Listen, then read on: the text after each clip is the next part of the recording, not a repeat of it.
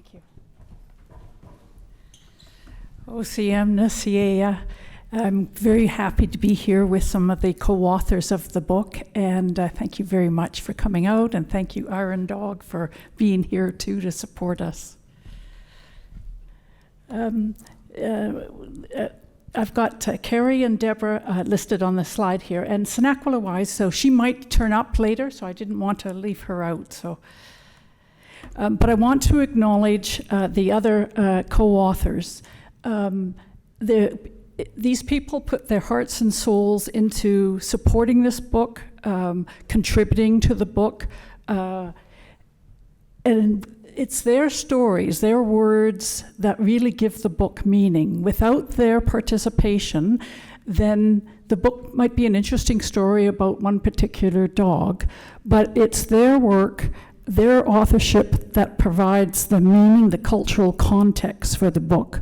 Without it, it wouldn't be the same. So I think the great contributions that they made is so important to this book and to the readers too. The book is a result of a research project that went on for 3 years, and some of these people were part of the advisory committee for the research project or were interviewed for the research project. And when I interviewed people about woolly dogs, their stories about woolly dogs, I asked them, how else, aside from an academic paper, would you like to share the information? And they said, make it as accessible as possible. And through something for the general public, and hence this book. But they also said audio and visual. And so there is a documentary coming out in the fall as well. And Les George is actually featured in it too. So, but this is the first time I've met Les, so Heichka, Les. The first thing I want to talk about is the title. And I'll just preface it with, I did the title, and both Deb and Kerrie had some concerns about the title. And I said, well, I can talk about a little bit about, the naming by George Gibbs, who owned the dog, and about the word mutton. And so I did something. And Kerrie, I could just see her, we were doing this by email, but Kerrie shaking her head saying, no, Liz, that is not what we mean. So Kerrie wrote up this beautiful piece, which starts the book off right at the beginning. And I think it jolts the reader into thinking, okay, we have to, for the non-Indigenous reader, we have to take a different perspective for this book and think about things in different ways, things that we might not have thought about. In European-centric culture, names might be your fathers or your grandfathers, but it doesn't carry the great weight it does in Coast Salish culture. And so I'd like Kerrie to speak to. Do you want to stand up here and speak? So Kerrie can tell you a bit more about that. Thanks so much, Liz. Okay. Hello, everyone. Oh, did I? Oh. Okay. I'm not a smooth presenter. So yeah, thank you so much, Liz, for that introduction. So I just want to say, that I'm from Katzie First Nation, which is Coast Salish. We're just down the road. I don't know if anyone here has ever heard of Katzie. Okay, awesome. So just 40 miles east of Vancouver, we're the lower Garibaldi Mountains through Pitt Lake, all the way down through what's known as Pitt Meadows, Hammond, Surrey. And we're very closely related historically to Musqueam because we're just down the river from each other. So there's always been a lot of intermarriage. Our language is pretty much exactly the same. Same with Tsleil-Waututh. There's a lot of history and interconnection there as well. So I'll just read this excerpt. Naming is a big deal in our communities, just as Liz mentioned. In the Coast Salish world, honorable ancestral names are attributed to worthy contributors to the Timuh. This is our concept that encompasses not only the physical land, but importantly, all living beings. So this concept of Timuh. So when we're thinking of land, it's not just physical. There's multi-dimensional layers of meaning there and interconnection. Spiritual, emotional, physical, mental, and ancestral and historical. And also we have a sense of great responsibility to nurturing and keeping that all of life healthy, right? That's our ultimate goal and well-being. So those considered worthy contributors include teachers, elders, knowledge keepers, land places, and other beings and entities. The honorable names our peoples bestow carry deep meanings and responsibilities, and they resonate throughout and beyond an individual's lifetime. So here I would like to refer the reader to the name that was given to one of our precious and beloved Coast Salish Woolly Dogs, the name that appears in the title of this book. It is important to remember this particular Coast Salish Woolly Dog has not received a name from a Coast Salish family, community, or ancestors. Honor and ancestral names come from a collaboration by all of these relations. Rather, he is referred to in this book by the colonial name Mutton. I would like to signal that this name is questionable and not appropriate within the Coast Salish people's knowledge system and protocols. As a Katzie Coast Salish person, I wonder who his original Coast Salish family and caretakers were, what name they would have honored him with. In a Coast Salish context and in a non-Coast Salish context, that colonial name could be heard as a derogatory term. Therefore, I would urge the reader to be aware that our Coast Salish teachings are not connected to that name. The name seems to have been given probably by George Gibbs as a moniker to the mischievous woolly dog he regarded as a specimen or at best as a pet. And the name may indicate an affection he felt for our Coast Salish Woolly Dog, despite the dog's naughtiness. Further, I cannot help but wonder if this is the way colonial agents also thought of us, Indigenous peoples, naughty and getting in the way of colonial land takeover. I use the capital L for land to denote our Coast Salish Tamuh concept. The name Mutton given him by colonial settlers might be framed as tongue-in-cheek gesture, yet I cannot help but question it. I hear in his name nuances of yet another joke, the ridiculousness of his colonial name at the expense of respect for Coast Salish peoples. I hear in it the outline of our rights, values, protocols, and teachings that came with the Potlatch Law, 1885 to 1951. I worry that the continued application of this colonial name in a subtle way may diminish one of the main purposes of this book from a Salish people's perspective. That purpose is to decolonize colonial perceptions of us, to teach respect for our ways of knowing and being, and to write history. Fundamentally, the purpose of this book is to return our beloved Coast Salish Woolly Dog and the teachings that come with him back to us. This book about our woolly dog, who is to us a sacred being, and some of this I have to pay homage to my conversations with Debra Sparrow, who always refers to our woolly dog as a sacred being. And continues the return of the hearts of our Coast Salish knowledge systems, which were torn violently away from us only a generation or two ago. Our hope is that our sacred woolly being will be ceremonially honored and protected with a worthy Coast Salish name in the not-too-distant future. For the many Coast Salish contributors, co-authors, artists, and for the broader Coast Salish communities, this would be an essential step in the return of our sacred Coast Salish Woolly Dog, physically, metaphysically, and politically, to Hulmuch, to our world, to our Timuch. Thank you.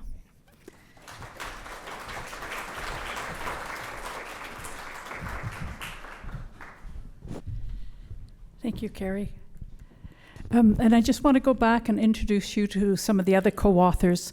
Rena Point Bolton, when I interviewed her, she was, I think, 93 at the time, and her great-grandmother kept woolly dogs. And Chief Janice George and her partner, Buddy Joseph, who's Squamish, Michael Pavel, who's Skokomish, which is down at the southern end of Puget Sound, and Jared Williams, who's Cowichan. There's Deb Sparrow, Kerrie, Susan Pavel, who's married into Skokomish, Senaquila Wise, who's Squamish, Ty Elliott, who's Cowichan and Senamuk, Andrea Fritz Liaxon, Danielle Morset, who's Suquamish and Stalo, and Elliot Whitehill, who's Senamuk, Alison Eris, and Violet Elliott, who's Senamuk. And I hope to read a lot of their words for you tonight.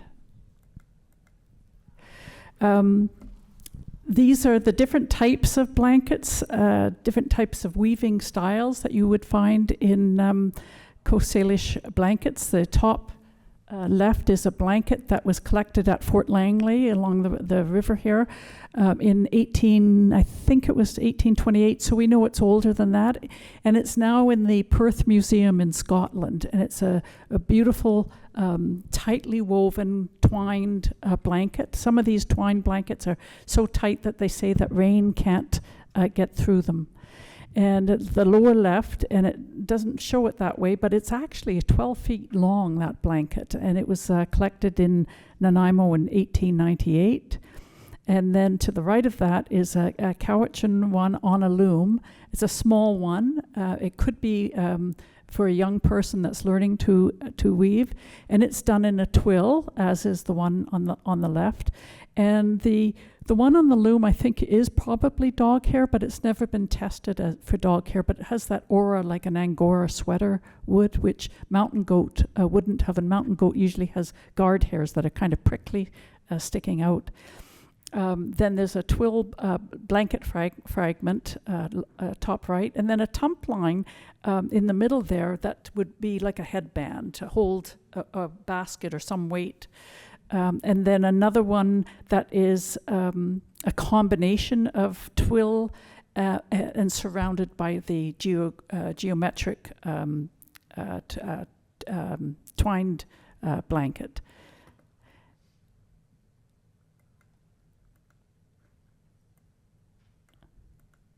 And this is, I think this is Buddy Joseph's great-great-grandmother. And she's demonstrating how a blanket would be made. So she was fluffing it up. She might have been mixing it with diatomaceous earth or dog hair. And then she was spinning it roughly on her knee. And then she's using a Coast Salish spindle whorl to spin it into a 2-ply yarn. And now she's weaving it into the blanket. And that was from 1928. And I think I'll pause here and see if Deb, would you like to talk about the cultural importance of blankets? Sure. Did you want to come up? We haven't practiced this. Yeah, that's fine. Can you hear me well enough? First of all, thank you, everyone, for being here tonight. And I'd like to thank the Vancouver Library for hosting us. A place of learning, a place of writing. So these blankets are our way in which we communicate and write.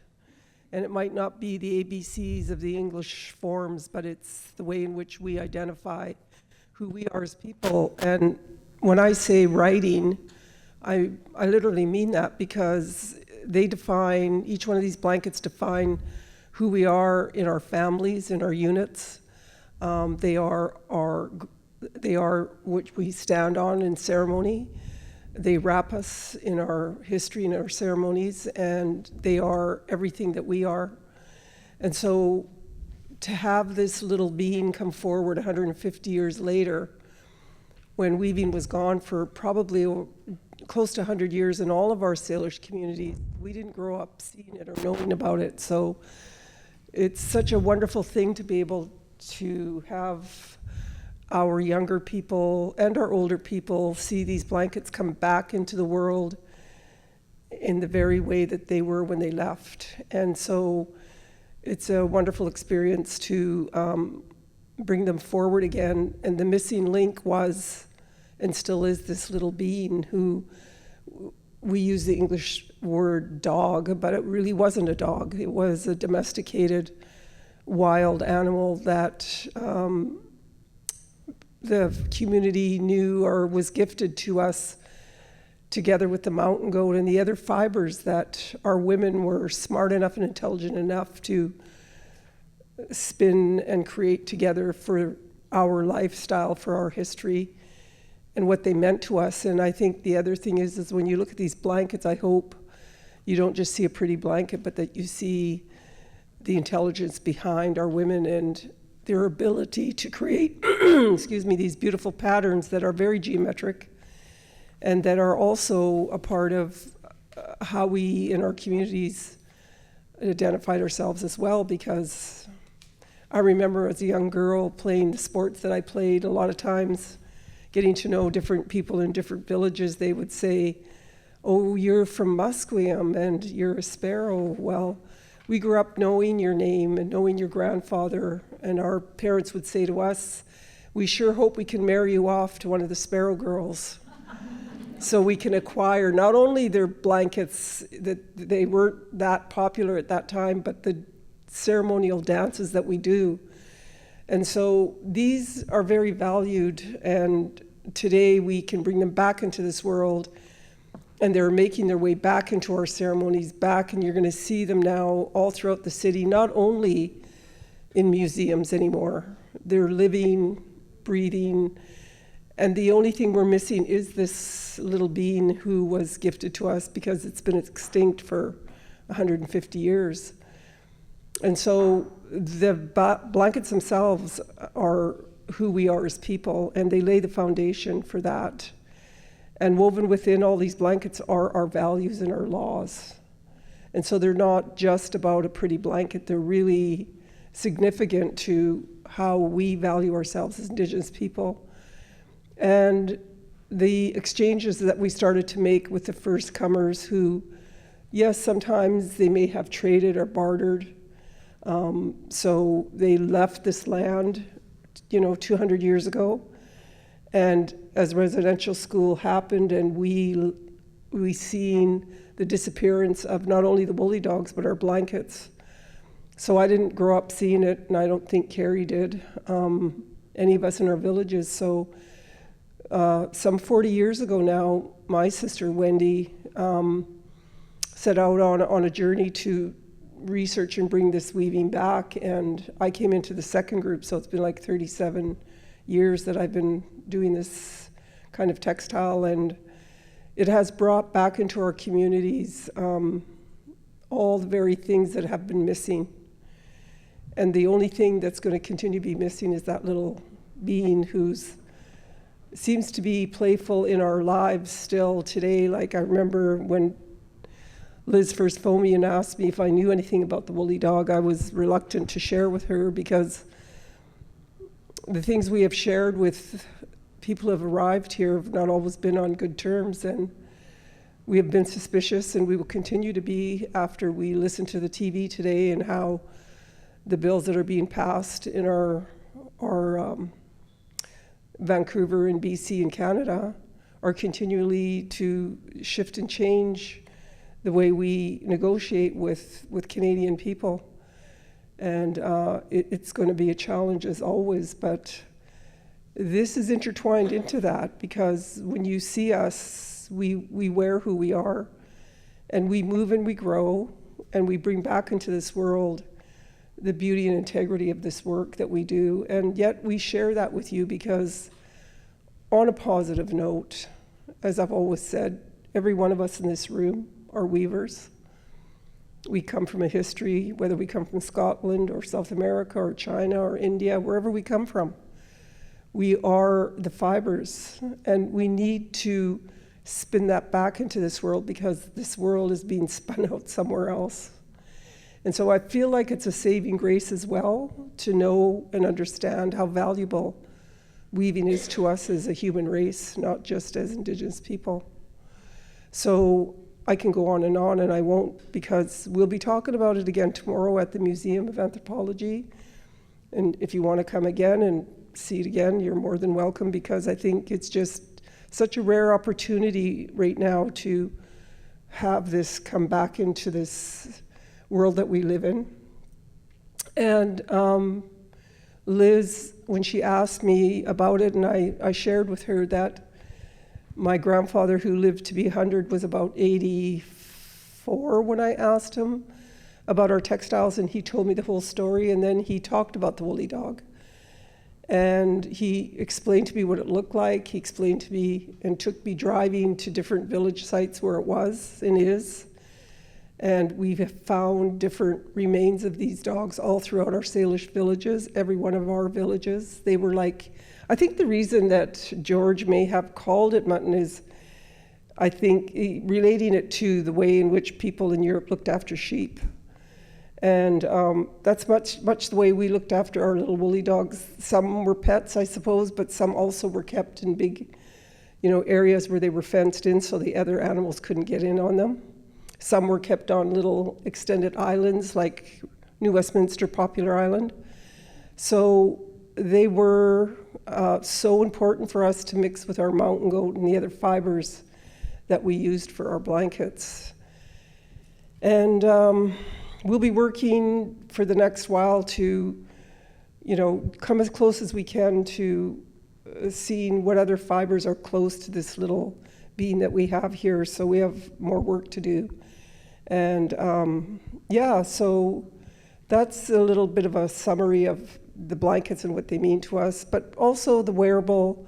In a modern day now, we hand make our blankets, then we turn them into commercial product like I'm wearing.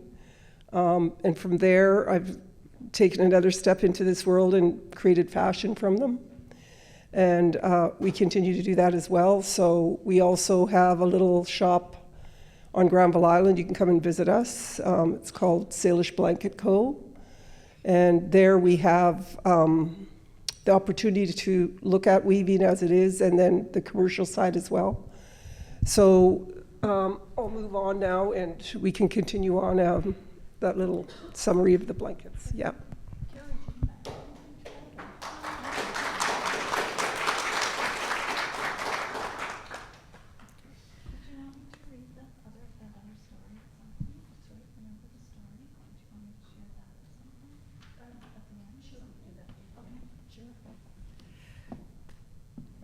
Whoops, I think I went too far. So this is the pelt of mutton, and it's at the Smithsonian, and it's the only known example of a Coast Salish woolly dog that we know of. And it was owned by George Gibbs, and George Gibbs was hired in 1857 to work along the 49th parallel to put the border markers along the border line, and he worked with this survey team. And when he was in the Chilliwack area, he acquired this dog. We don't know if the dog was born in Chilliwack. He could have come from upriver or downriver, but that's where he was acquired. And he was probably a puppy at the time that George acquired him. So Mutton's a small, medium-sized dog with long, cream-colored hair and a very thick undercoat. And I'll just read a section from the start of the book and sort of where I started from. In front of me, like a steel wall, is an imposing row of 6-foot-high metal storage cabinets protecting the past from the present. Somewhere within this fortress, an ancient breed of dog is held in one of the drawers. It is 2012, and I am in the basement of a storage facility at the Smithsonian Institution's National Museum of Natural History. The windowless room seems enormous, filled with rows and rows of metal cabinets, much like a library with its stack of shelves. We are about to open a drawer and look at one of the treasures, the pelt of a Coast Salish woolly dog. Oral history of Coast Salish peoples from the Pacific Northwest coast of North America tells of a dog bred and raised for its soft, white, woolly fur that was spun into yarn for textiles and regalia. Access to wool in areas where mountain goats were not found, like low-lying areas along the Salish Sea and on Vancouver Island, was a valuable resource. For years, to non-Indigenous people, these woolly dogs were dogs of myth and mystery, subject to speculation. Despite Indigenous oral history of the dogs and early explorer descriptions of them, some scholars question their existence, whereas others question the use of their wool in blankets. If they were bred for their wool, then where were the dog wool blankets? For those believing they existed, then what did the dogs look like? Others are astonished, even incredulous, to learn of dog wool being spun into yarn. Even researchers doubted their undercoat could be used to spin into yarn for use in weaving Coast Salish blankets. There were claims that the wool was too slippery, not strong enough, not good enough, too difficult given the tools of the time. All these questions plagued acceptance of the role of the dog in Coast Salish culture. I was there to take a good look at the dog's pelt and its woolly hair and to try and answer some of those questions.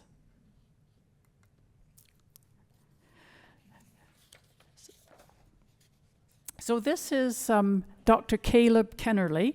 He was 28 at the time, and he was hired as the doctor on that survey team, and so he worked with George Gibbs. And I'll just go back to how mutton was refound in the Smithsonian. There was a woman, Candace Wellman, she lives in Bellingham, and she calls herself an amateur archivist, but she's really a respected historian because since 2010, she's written four books. The fourth one's coming out this year, but 3 of them focus on Indigenous women who married American men in the mid-1800s. And when she was a volunteer archivist at the Whatcom County Museum, people would come in wanting to research their family genealogy, and she could help them find information on the men, but not on the woman. And she thought, well, why not? And so she made it her life's work to start researching these women and bring their stories to life. So one of the women that she chose to research was Cecilia Chehanuck, the daughter of the salmon trade lead middleman on the Fraser River with the Hudson's Bay Company. And Cecilia married Dr. Kennerly, and she came from the village of Semiahmoo, and he was stationed there at Camp Semiahmoo, which was the U.S. Army camp that was providing support to the survey team, and that's where they met. Kennerly was originally from Virginia, where he had been a student of Baird, Spencer Baird, who was his teacher and then became the first curator at the Smithsonian. And on August the 28th, he wrote a letter. He was writing letters to Baird all the time and shipping specimens that he had collected to Baird. And he wrote this one letter. I'll just bring it up.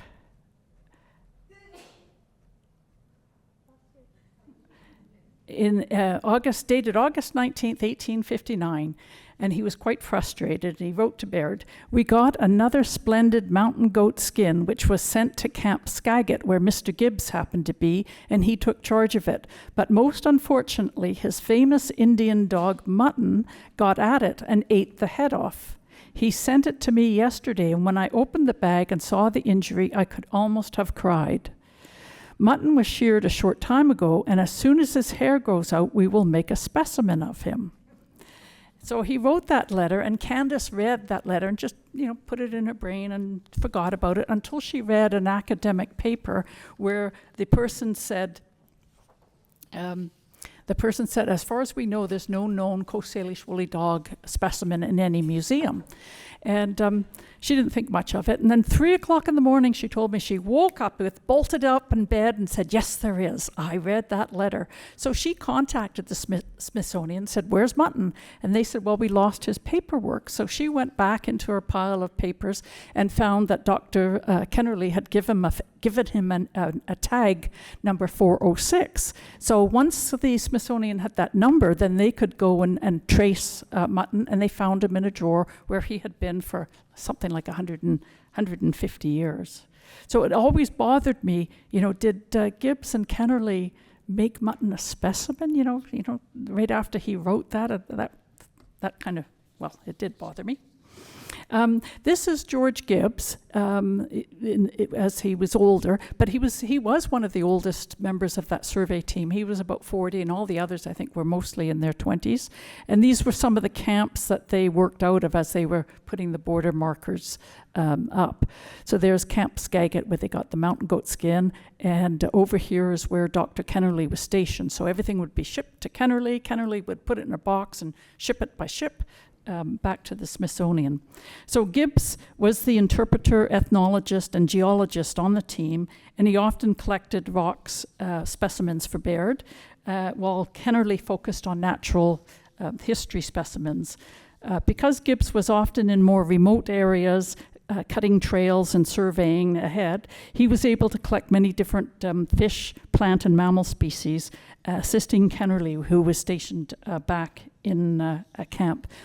And I read one journal, it was letters home from one of the surveyors, and he talked about all the people on the team, and he was obviously enthralled by Gibbs, and he wrote to his brother what Gibbs was like. And he said, any traveler that he, meaning Gibbs, may see, if he appears intelligent, is invited to contribute to his store of geographical knowledge. If he is a hunter, to the habits and ranges of animals. If an old resident, he is asked for numbers, boundaries, characteristics of Indians, in regard to the length and severity of the winters, the amount of rain and snow, the time and height of higher water in the rivers, the thickness of the ice, the kind of timber, the distance to which salmon ascend the river, and the time, the amount of furs collected from that district, etc.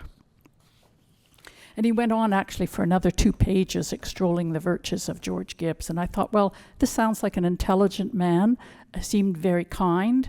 So why would he make his dog into a specimen? So I mentioned the research project, and I just want to tell you a little bit about how that happened. Audrey Lynn was a researcher. Well, she had just graduated from University of Oxford. She worked in a lab there that looked at the evolution of dogs, chickens, and something else that was used in agriculture. So she was looking at the genetics of it, and she's very good at math and analyzing all the data. And she got a postdoc at the Smithsonian, and she was going to look at bird flu, the evolution of bird flu. So she was going to look at all these bird specimens collected before 1918, and then a little bit past 1918 to look at the DNA and how it had changed. But she got to the Smithsonian. A month later, COVID struck, and the Smithsonian was closed down. So she was trying to get quite a few samples from quite a few bird specimens, and she couldn't because she wasn't a full-time regular employee, and she didn't know a lot about extracting DNA, but her supervisor did. But it would take up too much of his time because he had his own work to do to go into the labs and do all that extraction. So she was wondering what to do, and she was reading this article from Hackeye magazine about the dogs that grew wool and the people who love them. And in there they talked about mutton, and she realized that the dog they were talking about was in the basement of the very building that she was working in. So she went to her supervisor, Logan, and said, Logan, how about if I change my project to look at the DNA of mutton? He thought that was a great idea, and so that's what she did. So she connected up with me because they mentioned my name in that article, and she said, would you be willing to help us? We want to do this in a respectful way. And so we approached it in what somebody has called a two-eyed seeing. So Indigenous knowledge and scientific knowledge blended together. Before we started, I contacted Stephen Point and talked to him and his wife Gwen, told them what they wanted to do, and they said, yes, do that. We'd be most interested in finding out more, as long as you provide us with the information that you learned. So we formed an advisory committee, and since COVID was still going on, we did a lot by Zoom. And this is... top left is Missy, the curator of mammals at the Smithsonian, and that's Mutton in front of her. And at the back, behind, is another dog that was collected from Camp Semiahmoo as well, a year before Mutton. So they're both from the same sort of geographic area, same time frame. So they found that useful to compare the DNA between the two dogs to see what differences they could find. And this basket in the middle is from Skokomish, and at the top along the rim you find dogs or wolves, which is typical of Skokomish baskets. But notice that the dogs, or I think they're probably wolves according to an elder, their tails are going down. And if you look at the dogs going down the front of the basket, their tails are curled up. Those are woolly dogs. And if you look in the middle of the diamonds, those are woolly dogs, but they're puppies, and they're represented in a pen because they kept their dogs in a pen. So that's a really important basket that does depict woolly dogs and other types of dogs. And this is a snapshot of us at one of our meetings. And then when COVID lifted, we went down to the Burke Museum and we took a look at this blanket, which is, they think 80% dog wool, and it's got elk or deer sinew as the warp to give it strength.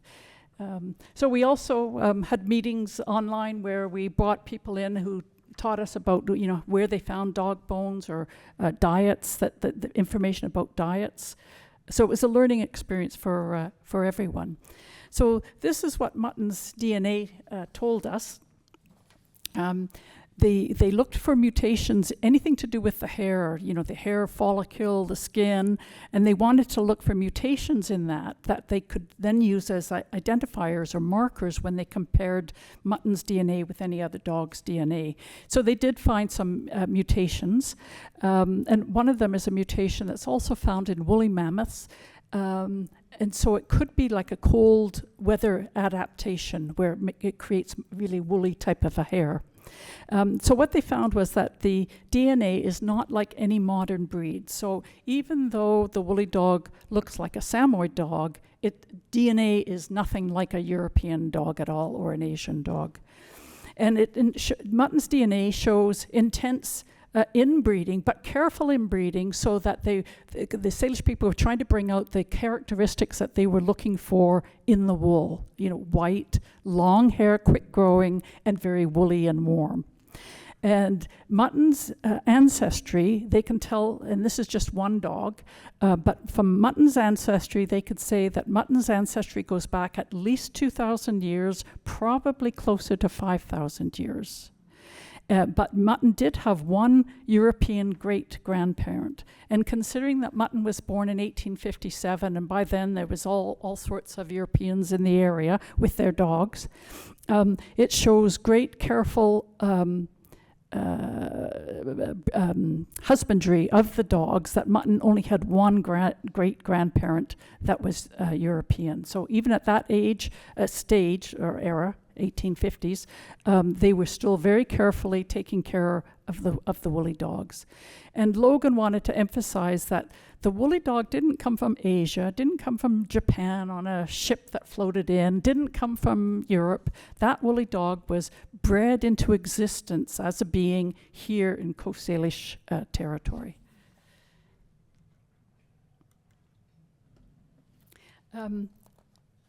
Deb, do you want to tell the story about what your grandfather told you about the blanket? About seeing his... Yeah. Okay, well, this is Celicia, who is my grandfather's great aunt from Cowichan.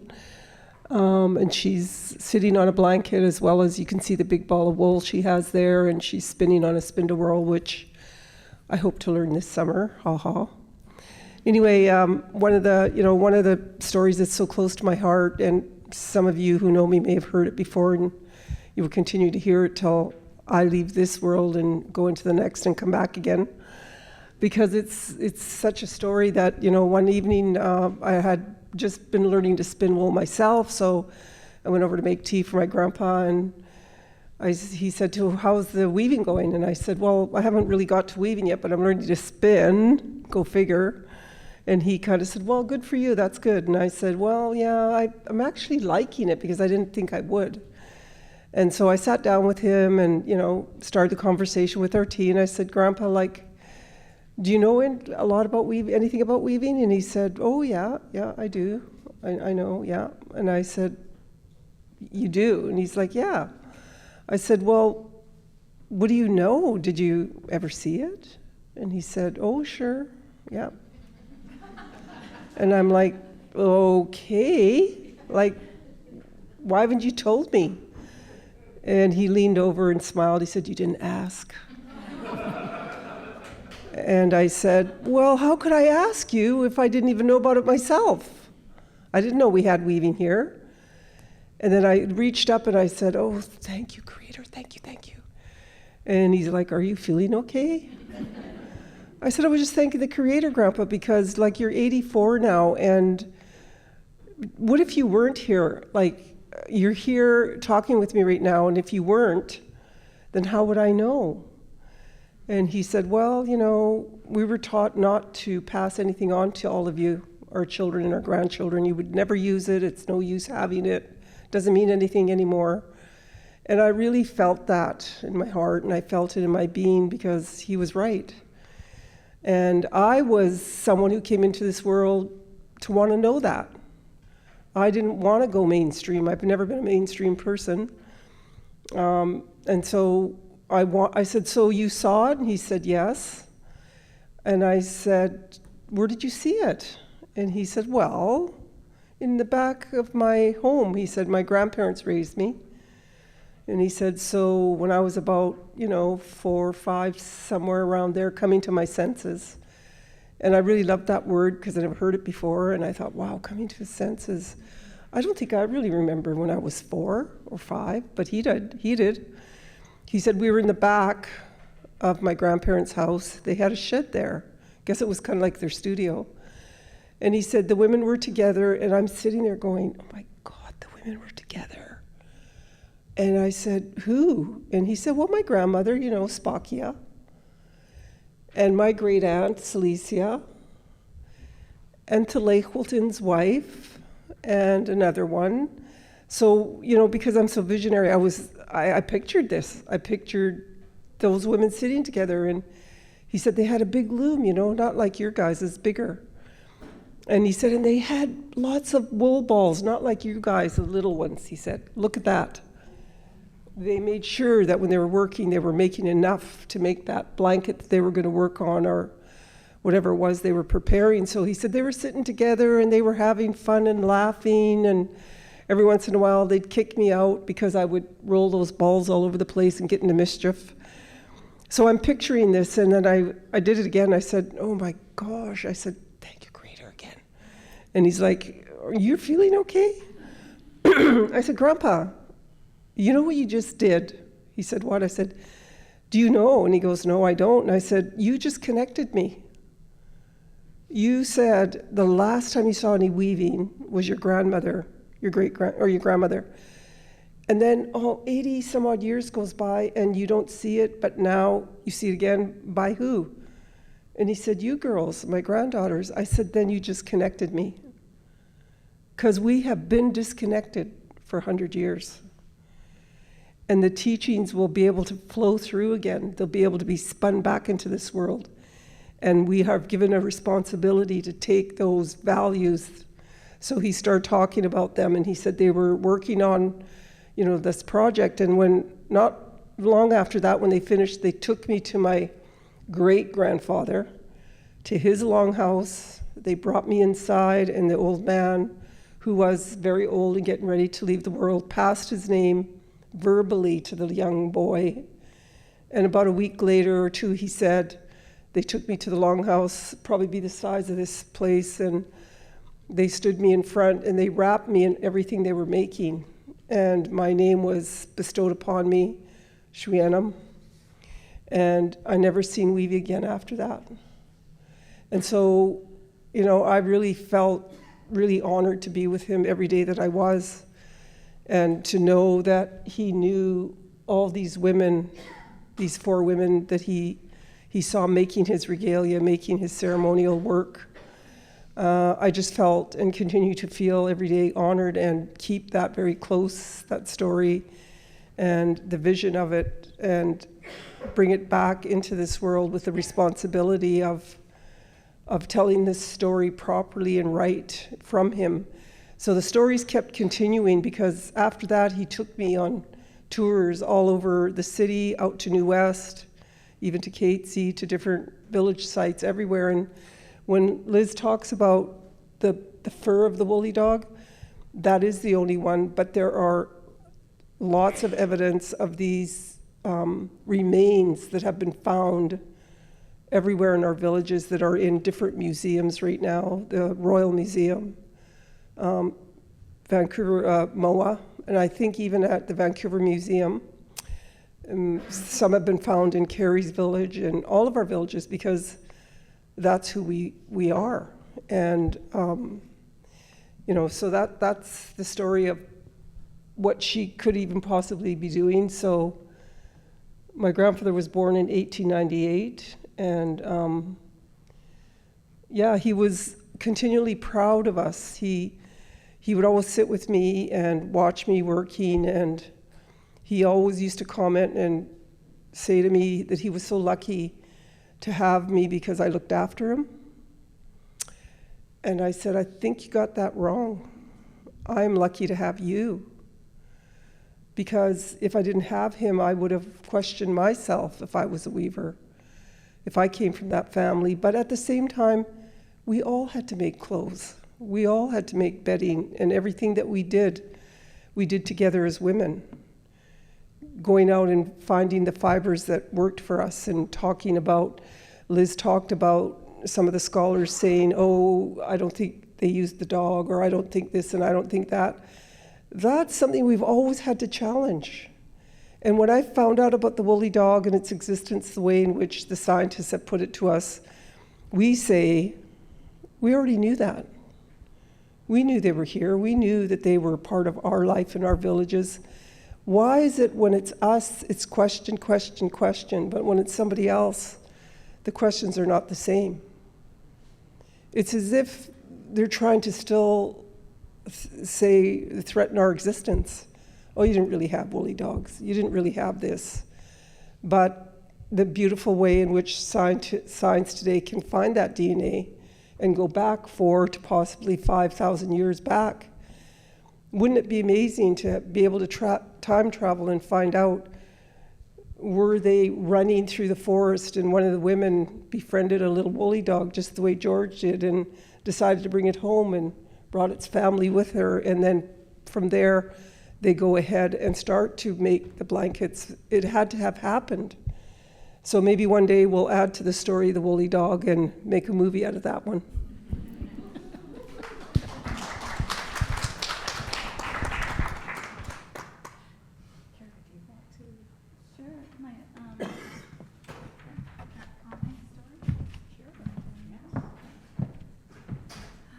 Hi again.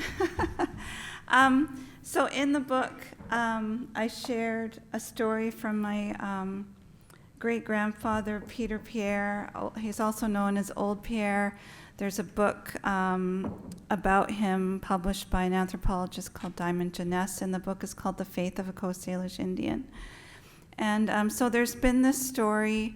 One line of our family, my great-grandfather's uncle, lived in an island. I think it's called Quemes Island, which means dog in the language down there, which is similar to our language here. It's just a different pronunciation. And so his uncle passed away, and because we come from a very high-class family, we come from a very esteemed long-term family, they piled him on top of like maybe 30 or 40 or 50 blankets, and then his wife stayed with him. And normally the tradition is that nobody should be around the body for a certain amount of time, but his wife refused to leave, and she was crying for 4 days. And then on the 4th day, he woke up, and he said, "My work is not done here." And then some more family members came, and they took him down from the blankets, and he lived another like 10 years or so. And part of the work was looking after the woolly dogs and of that area. But I just, there's more to the story in the book. But I just wanted to also share, sort of riffing off of what has already been said by Liz and Debra. I think this is the tip of the iceberg, this dog that is coming home to us, I think. And there is more research happening. There have been bones found in many of our communities. I think eventually we'll find them in all of our communities. But Audrey Lynn, the scientist from the Smithsonian, came to our community, and she showed us pictures of some bones, dog bones from our area, and she thinks there's a good chance they're the woolly dog bones, and we're talking with her about doing some DNA analysis. And recently I was talking to my mom. So I think, some history says that the woolly dog became extinct like 100 years ago, like around, in the 1800s, right? But I have read in some article or other, and it is in the oral narrative, that the last woolly dog that people know about was in the 1940s. So around 1946, I read somewhere that was supposedly the last one.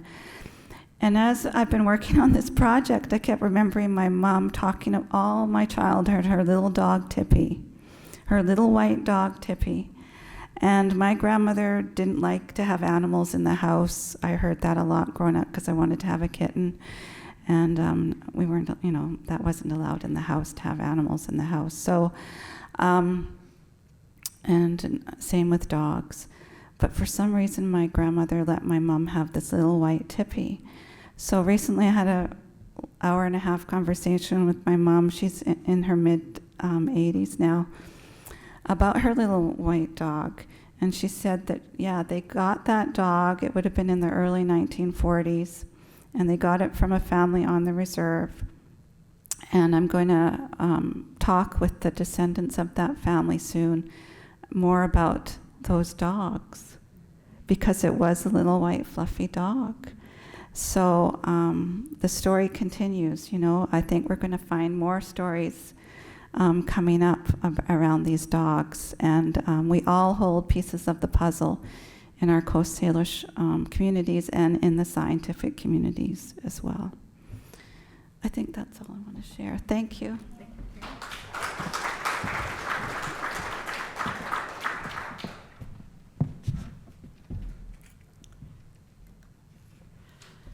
So one thing that in interviewing, cancel.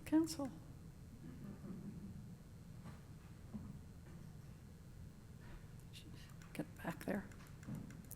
One thing that came clear in interviewing people through their oral history stories from their families was the impact of colonialism. So this is Rena Point Bolton, and her great-grandmother kept woolly dogs. She said about 10 to 15 of them. And the Indian agent wanted her great-grandmother to get rid of them because it was women of high status that had woolly dogs, and the Indian agent wanted everybody to be equal. So if you had dogs, that meant that you were of higher status than other people. So she was told to get rid of them. So that's one reason for the disappearance of the dogs. But there's other reasons too. Things like, Michael Pavel talked about the devastating impact of diseases and pandemics that swept their communities. Once the people who took care of the dogs had passed away, it was difficult to take care of the dogs. And in some communities, 95% of the community passed away. So if you were a survivor, you're trying to survive for yourself, right? How can you take care of the dogs? And Rena said that everybody died from smallpox except my great-grandmother, Mrs. Veeder. They were told they couldn't do their cultural things. They couldn't even do weaving. They could weave if they used a European loom, or spun wool if they used a European spinning wheel, but they couldn't use their traditional methods. She had to learn that in secret. There was the police, the Indian agent, and the priests. The dogs were not allowed. She, Reena's great-grandmother, had to get rid of the dogs, and so the family never ever saw them. I think the other thing that really came apparent is that Hudson's Bay blanket, some people think that Hudson's Bay blanket was so cheap, so mass-produced, so readily available, that you didn't need the dog blankets anymore. And I think as you're hearing from Kerrie and Deb, the importance, cultural importance of the blankets, the spirituality that's involved in making those blankets, and their use in every ceremony, you know, from naming babies, raising babies up, and marriages and naming. A Hudson's Bay blanket can't replace those blankets. What it could do is provide people that would typically wear maybe deer skins or cedar clothing, you know, it would give them something warm to wear too, but it wouldn't take away from the regalia and the importance of Coast Salish blankets. One of the things that we did was illustrator that does a lot of illustrations for the Smithsonian, like the dinosaur murals there. She volunteered to reconstruct what mutton looked like. So they did all sorts of measurements, you know, how long the ear is, and how wide the ear is, and the length of the nose and legs, etc. And she put it into a computer program, and this is what she ended up with, this mutton, a long, slim snout, which is exactly what Deb's grandfather said. It was like a fox-like nose, short, upright, small ears, and that curved tail, and of course the woolly nature. And the other dog images in this picture just give you an idea of what the dog was size-wise. So it was smaller than an Alaska Malamute, smaller than the typical Samoyed. Mutton was about 18 inches high, so that's what they looked like. And I'll end it there, but Deb and Kerrie, do you want to add anything to this, or we could just go to Q&As? You're good? Well, speaking of what the woolly dog looks like, I happen to just bring along my little... And he's a prototype of what will come in August when I am having him produced. And he will be available, and he will be wearing a blanket as well, he, she. So it's as close as we could get. So this will be available also at the end of August. So stay tuned for that. But it's just, it really, I'm really interested to think about weaving for 40 years, like some of our other weavers and me for 37. And yet this little being comes along, and it is sparked more in all of our communities than anything else. It's our attachment to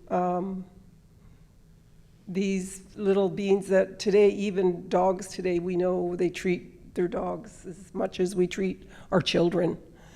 And so there's this relationship there. And, to say that it is a gift to us, and now it's a gift of the conversation and the history of it back into this world again. So, just thought I'd brought along so you could all have a little look at it as you, yeah? Is that a puppy or is that full grown? No, this is just gonna be this is just a sample. So when we do get it, because it was 18 inches, which is too big, we had to decide a size that would fit today, making them and producing them. So this is just a miniature of it. This might be the baby or the puppy, yes. The one we will produce will be 10 inches high, not 18, but it will be in proportion.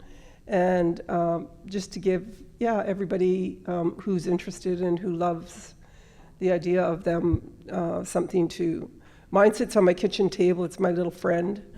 I personally, I'm not, I'm like your grandma who said no dogs in the house. I don't own one, but my whole family does. And they bring their dogs over, and I'm like, oh, no, don't allow it on the couch. No. That's why I like this one, it sits in the kitchen. But we have that relationship with animals, and We treat them today. These little beings lived outside, and I just wanted to follow a little bit up on when Kerrie said, and other people have mentioned about the esteem of these dogs in some of the communities, and I'm sure that was the case. However, I'm wondering, my grandfather also mentioned that sometimes when some of the women were either too busy or they just didn't have the tenacity to work in the summer for their winter clothing and blankets, they really suffered because they didn't do the work. And so I believe that, I truly believe that all of the people in the community owned them. I don't know if it was just people who, maybe it was referring more to the patterns as well. Because from what I understand, I think we all in our communities had to have these or we'd have no clothes and no blankets. So thank you to all of you for being here today, and I suppose that kind of gets to the end of it. And if anybody has any questions, please feel free to, yep. How would you collect the fur? Would they be sheared dogs, or would you collect them the way sheared? Question of the hour. No one was there no one's been there to tell us, because they were gone for 150 years, 200 years, we don't know. I know that in Banff, or north outside of Banff, there are mountain meadows, and there are bushes, and there are still wild goat. And if you walk in the mornings, they come out at night, and there's tufts of goat fur on the bushes. Yeah, but those aren't really the ones we want to make a blanket with. Yeah, that's the mountain goat for sure. I think it's more the underhair, wouldn't it be, for the mountain goat? With the mountain goat, yeah, because you want to remove the guard hairs. Yeah. But with the dog, I did come across some oral history about 3 different methods for getting the dog wool. First of all, there was a few recordings or written accounts where people would say, like Simon Fraser in June when he was coming down the river in 1818 or whenever that was. He said in June the 2nd, he saw some dogs that had recently been sheared. And the same with Captain Vancouver. May 22nd saw 40 dogs that had recently been sheared. And so it looks like late May, June, they were sheared. And dogs, we think often dogs blow their winter coat all at once. So that would probably happen May or June. So if they naturally blow their coats, it would be easy to just comb it out. So we think, some communities I know combed it out. Some said they cut it. So if you had a dog that maybe it wasn't the same genetics as other Coast Salish Woolly Dogs from other villages, maybe you had to cut it a bit because it didn't blow as well as some dogs. And then also there's some oral history about plucking. So when they were about to blow their coat anyway, you could pluck it. And one person said they had a little song that they would sing to the dog when the dog went ooch, ooch, ooch, and they would pluck the wool out. So, but each community might do it differently depending on the type of dog they had. And they think that they also blew the summer coat late in the fall so that the winter coat could grow in. So it was probably twice a year that they were sheared. There's one story in the book, and I know that there are others, an origin story where a couple of mountains, like one in Chilliwack and one on Vancouver Island, were named after dogs. The one in Chilliwack was specifically a woolly dog, and that was an origin story. So, yeah. And we didn't have the name dog, D-O-G, in the English term.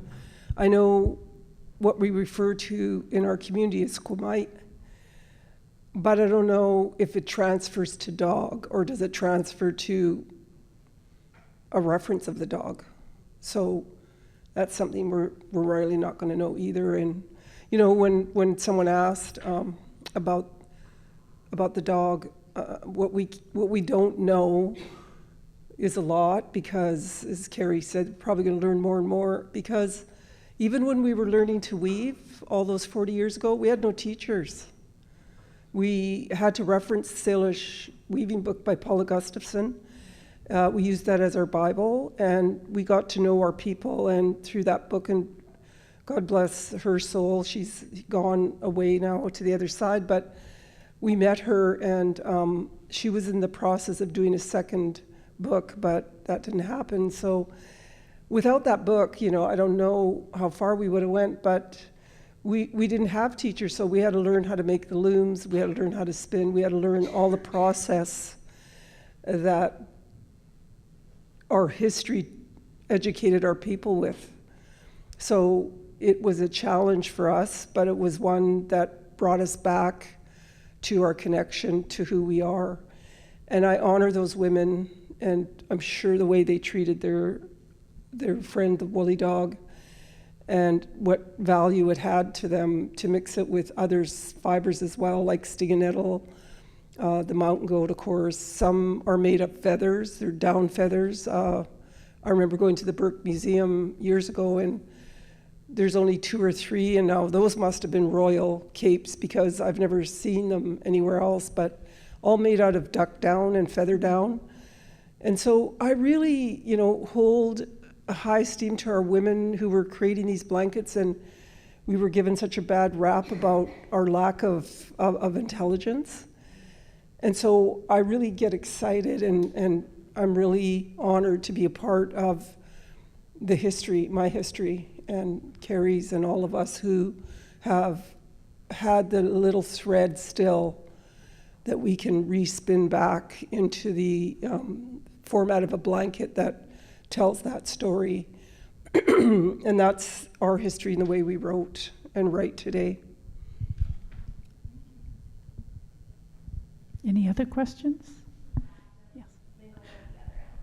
A lot of communities kept them in pens. Some communities kept them in the houses themselves, and some on islands, so it depends on the community. But all communities said that they were fed the best food to keep their hair really long and healthy.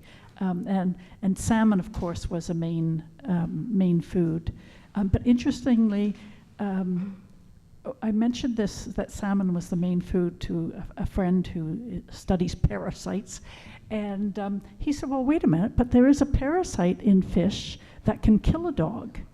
And so I found a fellow that wrote in the early 1900s about salmon sickness. And salmon sickness, if dogs ate salmon, they could die within 10 days. And American dogs did die if they ate fresh salmon. But he studied with a First Nations group in Northern California. And what they did, and I think they probably did this up and down the coast, when the puppy was born, it would have some natural antibodies to this bacteria that was in the parasite.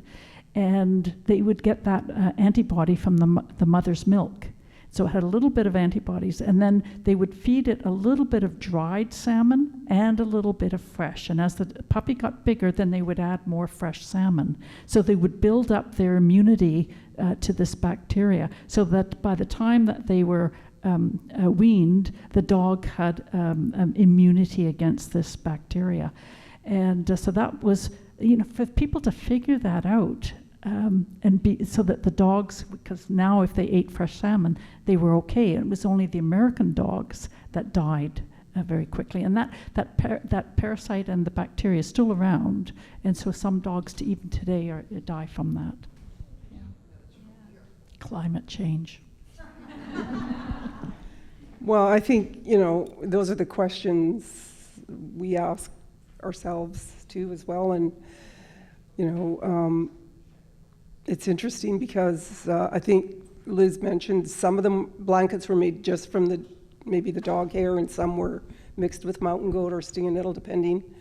And so, you know, I think with evolution, like if it goes back 5,000 years, how are any of us going to know how it integrated into the communities? And did they start in the mountains and bring them down, or vice versa? That's just something we're going to have to hopefully dig deep into our inspiration. We have no answers to that right now. So it might be something that continue to work with the bones. And as you said, though, in the DNA, that there wasn't really any connection to the European dogs. So you know, they were here. So, yeah.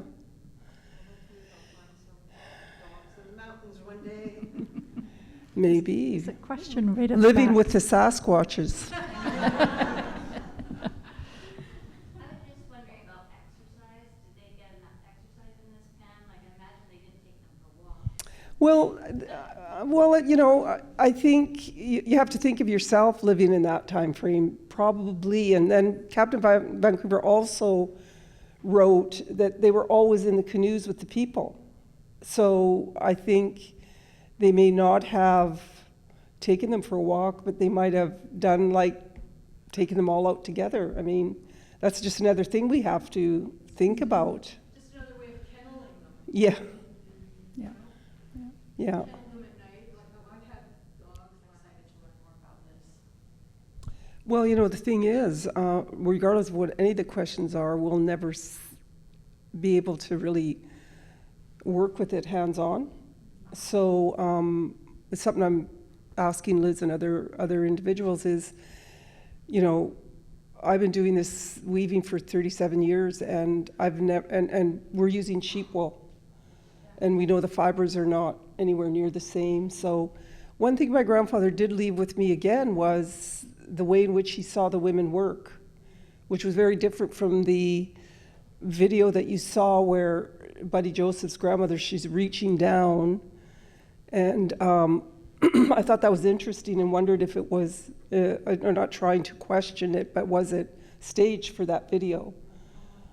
Because what he told me, and maybe as Liz mentioned, and Kerrie, maybe every village had a different way of working with the wool but what he told me, I am going to attempt my best this summer to do a sample of an original. So I'm growing my own sting and nettle, which is going to be the core, and then find a fiber of a dog that's similar to the woolly dog and the mountain goat. And then also they used what you know today is diatomaceous earth, but it was a clay that was very abundant around here, especially by Stanley Park, where some of our villages were. So they would take that and dry it over a fire and then beat it to like a powder.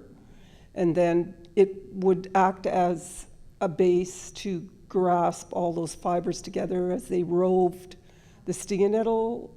And then how they managed to keep it together, I'm not sure. But one thing that really I also thought was, you know, so very intelligent was that the diatomaceous earth was a must on the blankets because of the bugs that would be possible in a longhouse, and they can't live on it. And so I would be like, wow, how did they even think of that? Like I'm the more I get to know my people and their history, the more in awe I am of them, and I want to know them more. And so it's taken me 37 years to get the nerve to actually get close to creating an original blanket. There hasn't been a blanket made here like this for 200 years. Wow. So I'm going to be doing that this summer, and inviting my friends as well to, I might do a little tiny sample, and then hopefully by next year, at the end of 26, I'll have experimented enough. And I'm sad that we don't have the woolly dog fur to experiment with, so that'll be a challenge to find something that's similar. I also have to find the mountain goat. I have to dig the clay, so I have a lot of work to do, and maybe I'm procrastinating a little bit because I'm nervous. And I think that's a good thing because I've already probably created almost every pattern I can geometrically, and I've played with sheep wool enough all these years that it's going to be a wonderful connection to make that attempt to go so fine. And that was another thing. We are spinning our wool relatively thicker, but for sheep wool, but our original blankets were thread. Also, we had visitors come to our show in 2018, and a lot of the women who were tapestry weavers said, that looks like tapestry weaving. There are a few stitches in there, tabby twill and twine are done by every culture, we know, but it seems that the way in which some of them were weaving their geometric patterns, say the zigzags, are very different than the way I'm doing it, and I want to know that. And I have nobody to ask, and I can't even ask my history. So we have to continually experiment and dig deeper if we need to go to a museum where these blankets are and study them more. Yeah. So, you know, to your question, I just feel like, you know, that's a hard thing to swallow, is that we can't use the woolly dog. So we have to just take what's next best to it. Yeah. Anybody else got a question? Answer? Yeah, I'm hoping we can clone a woolly dog somehow at some point, or you know, we can, if we can find some progeny of some dogs with similar DNA, maybe we can breed them back somehow. You know, it's I love to imagine possibilities. So that, yeah, lots of questions and dreams. Thank you. Okay, I think one last question. In the blankets that were woven at that time, would there have been color incorporated in the blanket, and how would they have achieved the different coloration in the blanket? Well, I mean, the forest is vast with the colors.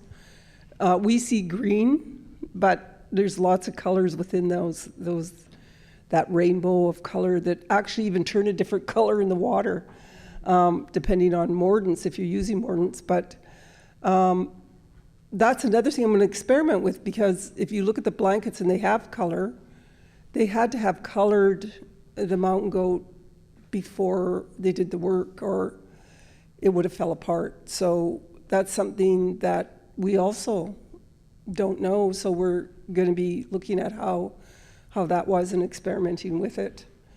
Most of their colors were beautifully muted colors, but there were colors from mushrooms and different things in the forest floor that the women knew.